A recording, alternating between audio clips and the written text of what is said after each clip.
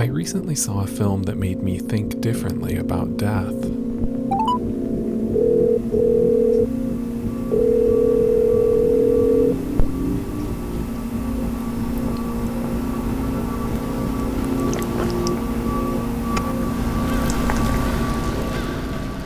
Hundreds of years from now, we're going to look back and be shocked about this horrible world that we all used to live in, where people used to get old and die.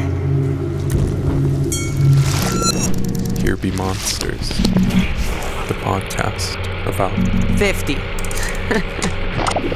the podcast about The unknown. Known. Jason, are you there? Can you... Oh, sorry, I muted myself. Sorry. All right, here we go. My name is Jason Sussberg, and I'm the co-director on the film The Immortalists.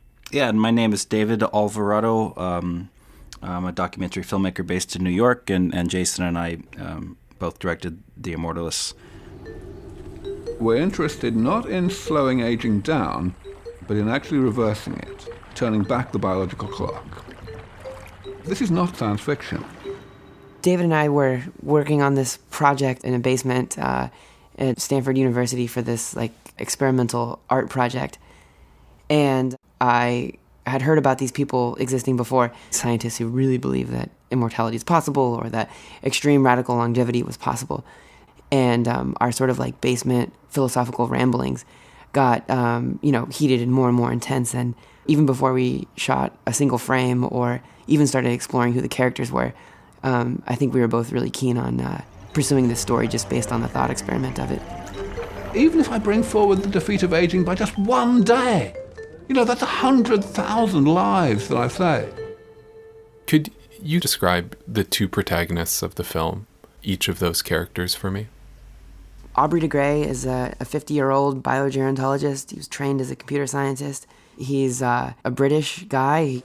Some people talk about the precautionary principle. They say, let's not develop technologies that would be bad. He has this incredibly long beard. But here's the precautionary principle in relation to the defeat of aging. He's a bit of a hedonist. He likes women. He likes alcohol. He likes living. The scenario that we should be avoiding is a scenario in which humanity of the future looks back and blames us for not developing medicines against aging, and thereby for condemning them to an unnecessarily miserable old age and an unnecessarily early death. He lives life to the absolute fullest. He doesn't seem to be someone who sleeps very often. I do not want to be blamed by our descendants, and I don't think you do either. Thank you very much. He's magnetic and charismatic, and he walks into a room and everyone notices him. And he has a foundation in California that is dedicated to the pursuit of solving aging.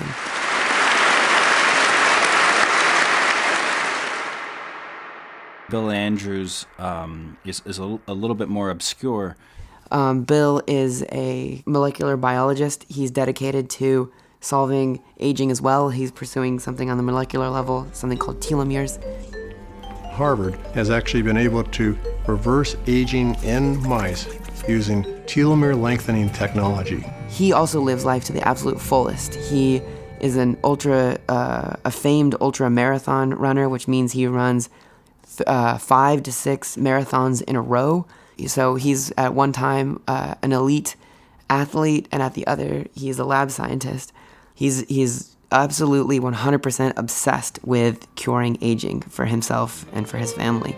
Curing aging is a race. The clock ticks once, telomerase pushes it back. Ticks again, telomerase pushes it back. Both are incredibly charismatic people, and they share the same mission. I'm just going to ask it, why don't we want to die? I mean, for me, it feels very simple. Our behaviors and feelings have been engineered by hundreds of thousands and millions of years of evolution, and so we have this deep fear and an urge not to die, not to be in pain, and not to die. That's a mechanism for living longer so that we can have more children, pass on our genes, and evolution has sort of trained us to do that. But At the same time, evolution has also wanted us to get out of the way, because by the time we do have those children, now we're an older copy of ourselves, and there's a newer copy that's better for the species to move forward and grow and evolve. So it's a paradox if you look at it in one light, but in another light, it's perfectly explained. The answers are right there. But that being said, we as a human species who have created, this wonderful civilization, things like medicine, education, all the things that we've built have sort of been built to fight against the things that we don't want to happen to ourselves. So, these scientists are saying, well, what if, along with our hospitals and our schools, we can also build a way where we don't have to die, because that's something that we've always wanted to avoid since we've been walking in the desert. I mean, it's obviously not a new struggle, staying alive forever. Have you studied the history of immortality, or have you mostly just looked at the modern iterations of it? The film opens with a quote from the Epic of Gilgamesh, which is the first recorded history, on planet Earth that we know of. And the whole theme, the whole focus of the first story ever written down was, King Gilgamesh trying to live forever and dealing with the fear of death. So this is a very, very old concept, maybe the oldest. In history, a lot of hard questions were answered by religion, right? Mm-hmm. And now it strikes me as interesting that the people who are like on the forefront of studying immortality are now scientists. Is the question of immortality at this point more a philosophical or a scientific debate? Well, it's still both, and from what I can tell, to me it's an open question whether science can or can't do it, but religion seems to have a really poor history of answering questions. The protagonist of your film is Bill Andrews, the scientist who's just pouring his life into the research of anti-aging. And that's one of the things that fascinates me about immortality, is because at the center of it, we all have like this super fundamental conflict of interest. Does it make it easier for people in this realm of study to be swayed by false hope? Yeah, I think that when you want something bad enough, you will find a way of finding it, whether or not it's actual or whether or not it's at the risk of overlooking other things. You really have to question motivations, because they could easily fall prey to ego. They could fall prey to false discovery. There's all sorts of considerations. And I don't know, like I wonder, in our own discipline in filmmaking, I often look at myself as more in the Aubrey and Bill category of like engineered truth. Like we are trying to find something out, and so we will find a way of proving it. It's not like pure, knowledge for knowledge's sake, but sort of like an engineered reality. So I guess I'm very sympathetic and consider, I think, the filmmaking that David and I do to sort of be in that similar category. I don't think, for a minute anybody would say that the film is a cheerleading device for their cause. It's very much comes with a measured degree of skepticism, but also a measured degree of taking them serious, which I think people should. And so I guess that you could say that we were charmed a little bit by them, for sure, but charmed by data. So I want to name a list of people to you, and I want you to tell me what they all have in common. The list is Joseph Stalin, the Wizard Merlin, Roger Bacon, Grigory Rasputin, the Count of Saint Germain, and some people from your movie, Bill Andrews, Aubrey de Grey, Terry Grossman. What do all those people have in common? I guess if I had to guess, they are interested in living forever. Incorrect. They're all middle-aged or older white men who are interested in living forever. Oh. Right. What is that? Like, I couldn't figure that out. David and I went to a lot of different conferences, like life extension, radical life extension community, and they were disproportionately white dudes, older white guys. There is definitely a class issue, I think even more than a race issue, and a gender thing where it's something that, it's undeniable. The data's out there. These people are older white guys. if you look at it like in the Maslow hierarchy of needs, these are people who do not need shelter, they do not need food, or their safety is not being compromised. These are people who have the luxury of inventing, first world problems, so to speak. Death is a first world problem. Aging is a first world problem. I just think that they are in a luxurious position of trying to find a cure to something that other people don't perceive as being a disease. It's so hard for me to step outside of my own perspective, being someone who in 15 years is going to be a middle-aged white man. And I feel like I worry about this stuff already, You mean you worry about aging? Yeah, absolutely. Yeah, totally.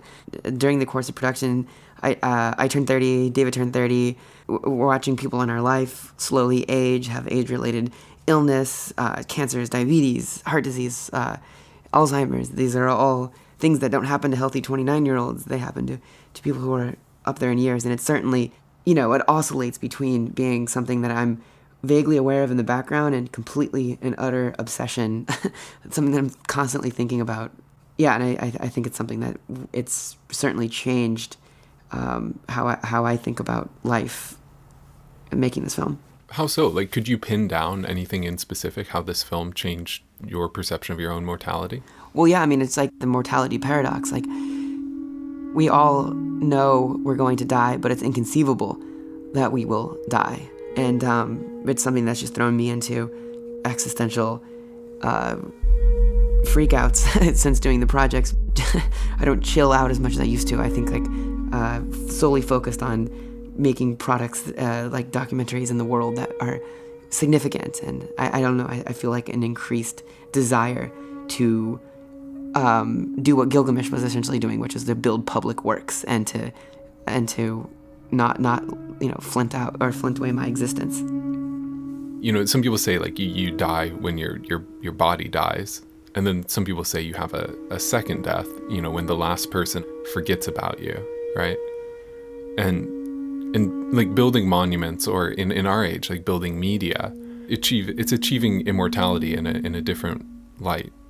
Like things that like take up all this time that otherwise could be used for like frolicking in a field. Yeah, well, see, that was a part. Have you read the story of Gilgamesh? That was a part of his journey, and Gilgamesh's answer was to create public works, but that was just the first answer we had. So maybe it's not the right one. He met this bar wench along the way who gave him the answer for immortality to her was to just enjoy life, carpe diem, live every day till like it was your last, because it may be, and that was her answer to immortality. And so, that's still on the table as an appropriate response. So there's some sort of balance we have to find.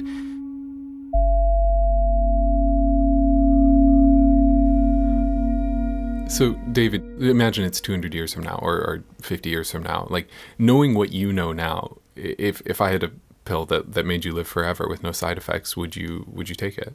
I like to think about this question in terms of technology. So, I think we're all about the right age to remember when cell phones came around. We all remember when everybody was like, oh, a cell phone, like I need to be connected at all times, like, those assholes who run around, and like they always need to be in touch with people and da-da-da-da. I'll never get one.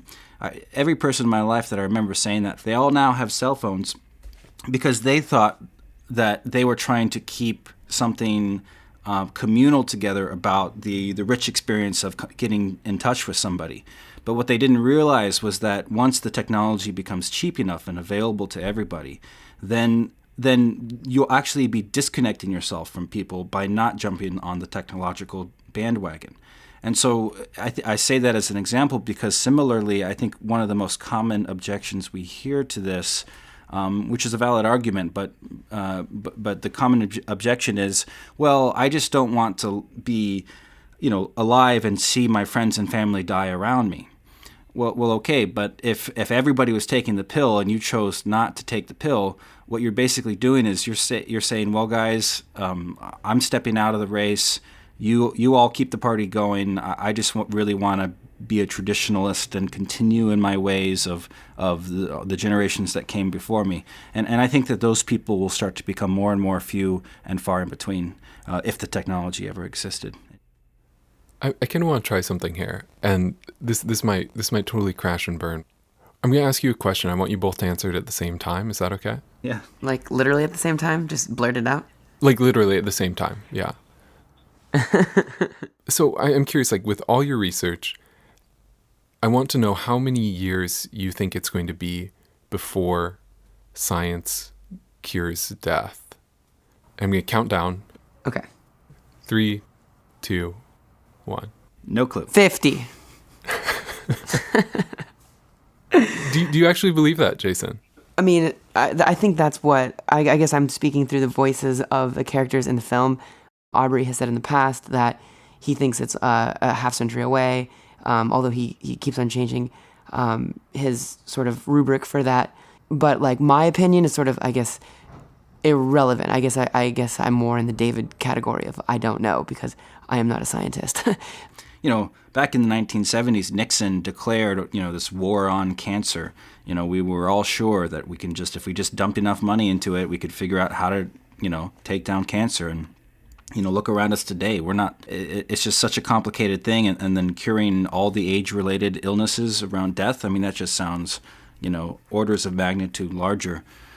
If you did have the right resources, and if technology moves as fast as it has been, maybe the game changes when things like nanotechnology comes along. Robots small enough to interact with us on the biological level, sort of a critical mass of the right kind of technology that all of a sudden accelerates things in the next 10 or 20 years. I totally can see that happening, but at the same time, it just depends on so much, so it's hard to be too confident.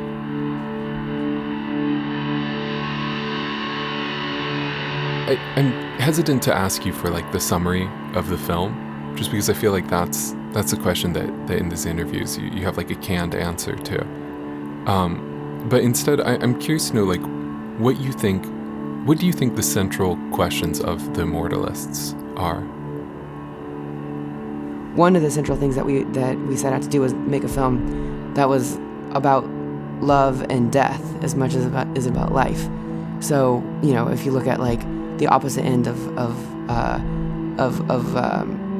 love is death, and so we wanted to focus on who these people were involved with, their personal lives, what is Aubrey de Grey's love life like, what is Bill Andrews' love life like, how do they view death, and I think. Those are some of the central questions that we posited to the characters, and then through their journey over the course of the 3 years of production and post-production, we get to really see the belief of these guys on those two topics. Love. Death.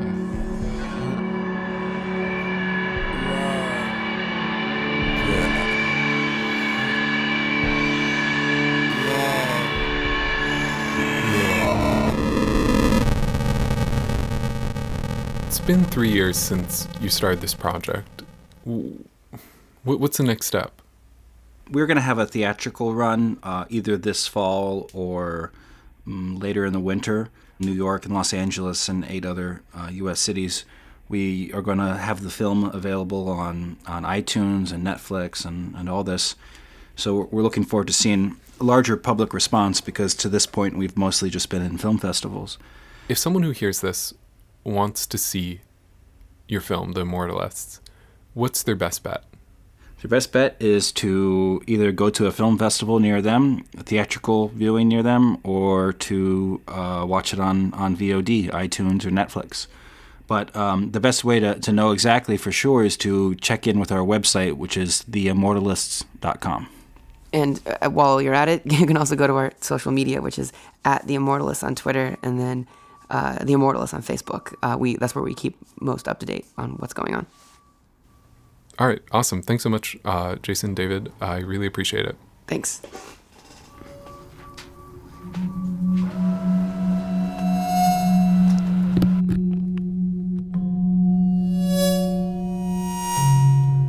Jason Sussberg and David Alvarado co-directed the documentary film The Immortalists. The film will be coming out in fall of 2014, but if you live in a major US city, they might be coming to your town soon. So head over to the film's website, theimmortalists.com, where you can keep up to date about the film's release. And in today's episode, you heard clips from the film's trailer, and also from an Oxford debate that one of the film's protagonists, Aubrey de Grey, took part in. The debate is awesome, and the documentary film trailer is gorgeous. We have both of those videos posted up over on our own website. That's HBMpodcast.com. On this episode, we mentioned a couple things that you might want to learn just a little bit more about. We have links up on the website right now to Maslow's Hierarchy of Needs and the Epic of Gilgamesh, and also to Here Be Monsters episode number 10. It's called the Time Travelers Convention, and that older episode of the show addresses some of the same issues that we talked about today, but instead, it's in the context of time travel. Over on our website, you can also find the entire Here Be Monsters archive. It's over 12 hours of shows completely free to download and share. You can also find links to all the places online, like iTunes and SoundCloud and Stitcher, etc., where you can hear Here Be Monsters. That's at hbmpodcast.com. Here Be Monsters is produced by me, Jeff Utman. Our story editor is Bethany Denton. Music on the show today by Swamp Dog and Cirocell. Alright, thanks for listening. More episodes soon.